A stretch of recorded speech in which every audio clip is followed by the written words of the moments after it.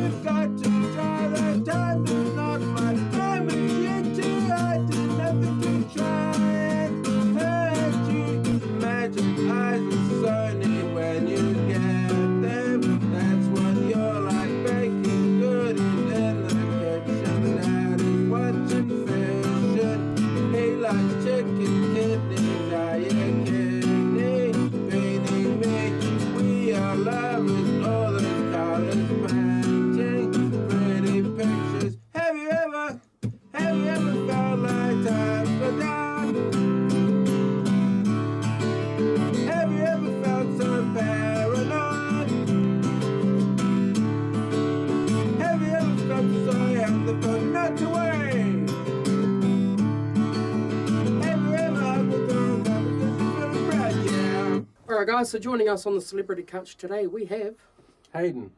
Shaun. And with our powers combined, we are half of Bingo Fighter. Yeah. So Bingo Fighter, what's that all about?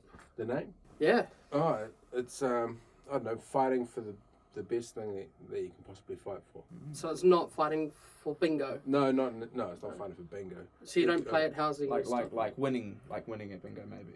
Like you're fighting to win at the game. Well, if that was your thing, eh? If Yeah. bingo was your thing and you were fighting to win bingo, that'd be alright. Mm.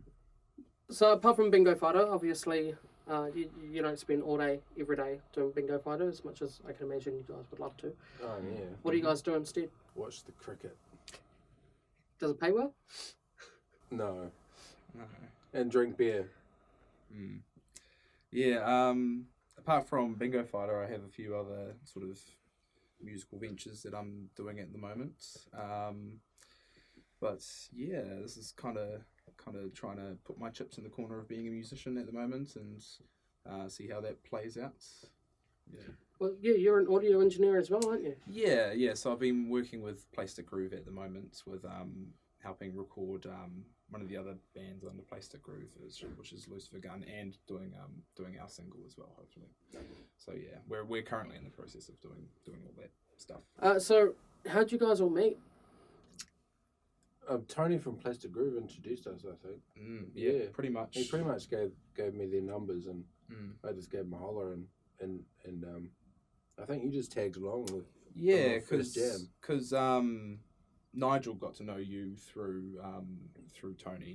Nigel, our drummer, and yeah, he basically asked me if I wanted to join in on a jam, and we pretty much got into it from there. And yeah. Then we got because at first I was just playing bass, and Hayden was playing guitar and vocals. But then we got Rory from Lucifer Gunn to come on as our bassist to free up the mic for Hayden, and then I'm now on guitar. So yeah. So how long has it been? How long have you guys been playing as Bingo Fighter? Because you started out solo originally? Yeah, I was playing open mic nights and stuff like that, and then Tony saw me at an open mic night and suggested that I join his label and get some band members. Yeah. So we've been playing together for about a year and a bit. Year and a half maybe. Yeah, that's about right. So I've spoken to Tony in an interview just in regards to, what's involved in being on a label and, the specifics and whatnot. But I'm able to speak to you guys as somebody that's on the opposite side and on the label. How's that feel? How hard has that been, to be making this, I suppose, more serious than you could ever imagine, Yeah, it is a bit of a sort of a shift in gears from kind of being quite a casual musician, getting into a band and then sort of getting under this sort of independent label that we've got at the moment.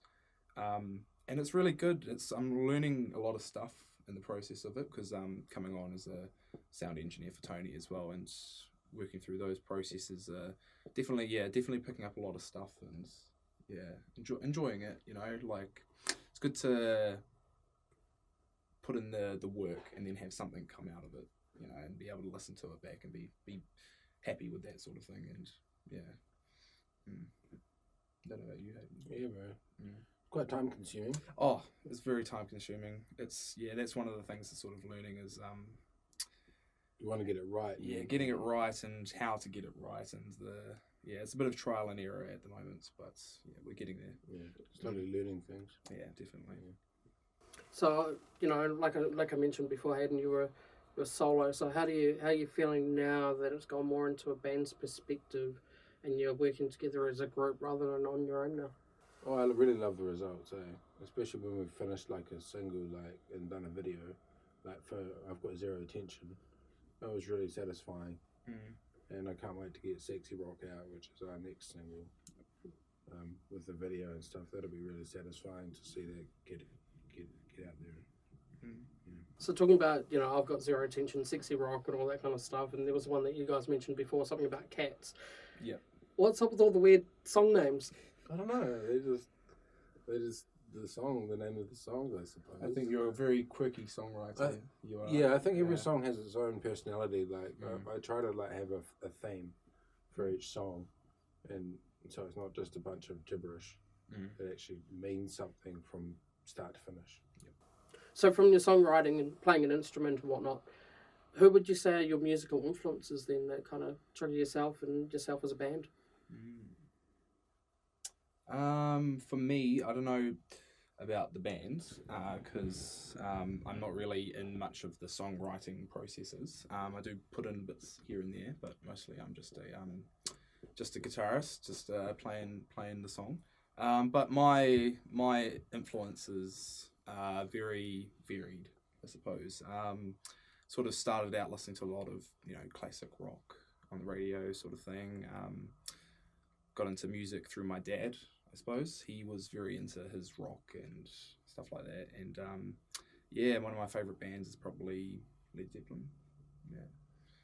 And I'm also into some heavier stuff as well. So I like my punk and my heavy metal and stuff like that. But also like other weird stuff as well, like electro, pop, or all sorts of weird different things. I try to keep my mind open to the music that's out there. And what about you, Hayden? Probably the big three grunge bands. One of my favourite bands are Nirvana, Soundgarden, and Pearl Jam. So, Hayden, what was it like working on board a cruise ship, and what did you do on there? Yeah, I was a drummer. I had 3 contracts. 2 of the contracts were in a band, a Latin band, and one of my contracts was, my longest contract for 6.5 months was in the orchestra.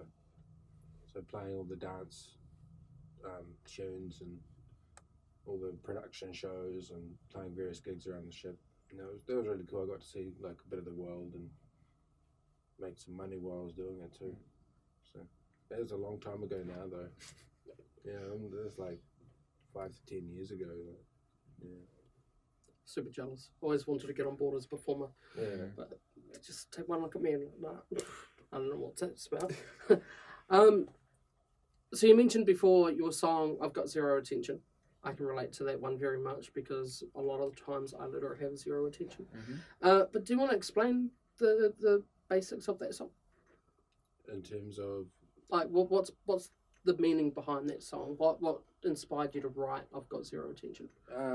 basically, like, they call it like ADHD or something like that, but it's sort of about having some sort of attention deficit disorder, really, like not being able to concentrate on stuff, and then like the problems it kind of causes you, and then sort of like my way of being like, who cares? Like, you know, I've still got a skill set, and I still I don't need to be like everyone else, like with loads of attention. Well, you were able to make that song, so you have some attention. Yeah, must have some attention for music.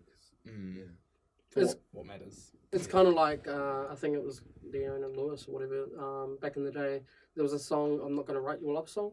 Well, she pretty much did. You know, I got zero attention. Well, obviously, you got attention if you're gonna write that song. You know, so it's like an oxymoron. It's a bit ironic. Nature there. Isn't it ironic? Yeah, it is. Yeah. Nice. That's right. Yeah. So, as Bingo Fighter, what's been the most iconic event that you guys have participated in?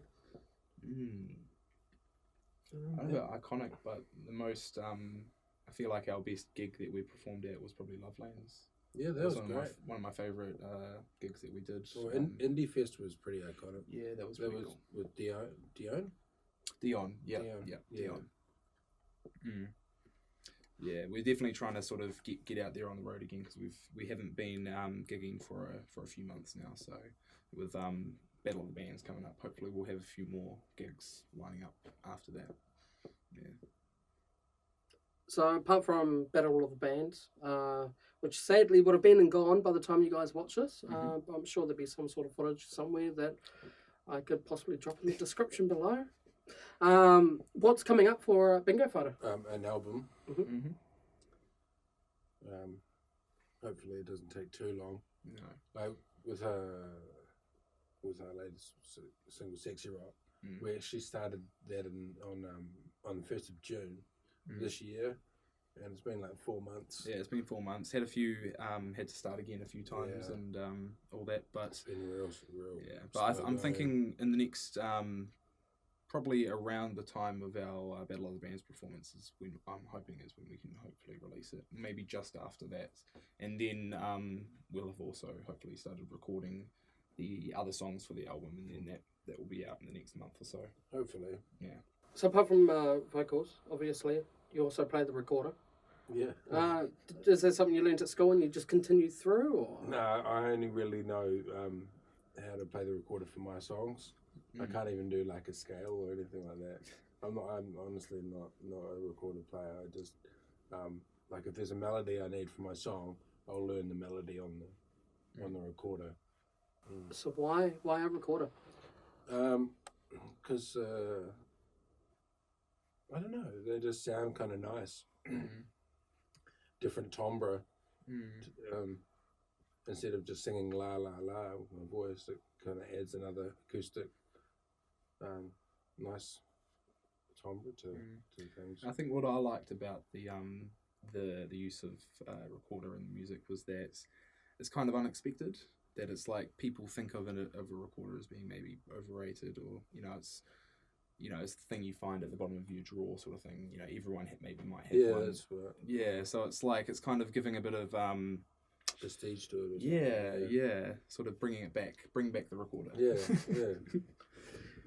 I used to play recorder when I was back in my school days, and then it went to my sister, and I don't know where it is now. So just before we finish up, I want to say firstly thank you very much for participating in entertaining interviews, and hopefully you guys have enjoyed listening to the words of half a Bingo Fighter. Is there any final words you guys would like to add before we conclude the interview? You can like Axel's channel. Yeah, that'll be a good idea. He's do a that. very, very good interviewer, Axel is. Yeah, he's great. Yep, having fun. Definitely do that. Like and subscribe, and also check us out on Instagram and Facebook and all those different social media platforms. If you just search up Bingo Fighter, we'll be there.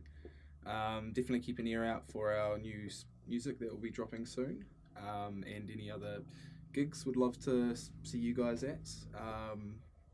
But yeah. So they opened the interview with Have You Ever, and now they're about to play a song called Kama Sutra. Now, what is Kama Sutra? Apart from the obvious, what is it in the song? What's the meaning behind that one?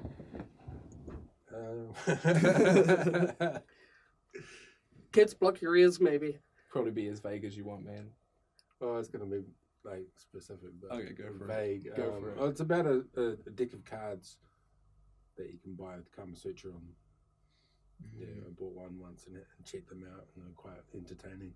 Yeah, like a joke deck sort of thing. No, they're serious deck, and they've got pictures of like a man and a woman doing all the different Kama Sutra styles. Oh yeah.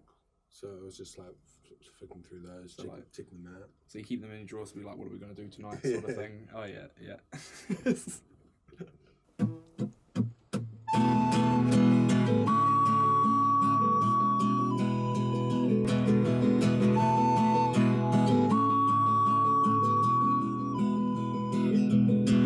Replication, inspiration, fornication, inspiration, dedication, Kama Sutra, nothing future. Have you got a problem? Now you're welcome to the city stand. I'm not sure it's just a guess. Kama Sutra, nothing future. Check on self-here, I don't wanna be funny, I am really horny. Kama Sutra, nothing future. Do you think it's good you love? Tell your sister what you love, but I am in right to talk. Kama Sutra, nothing future. This God, cause it's much too hard.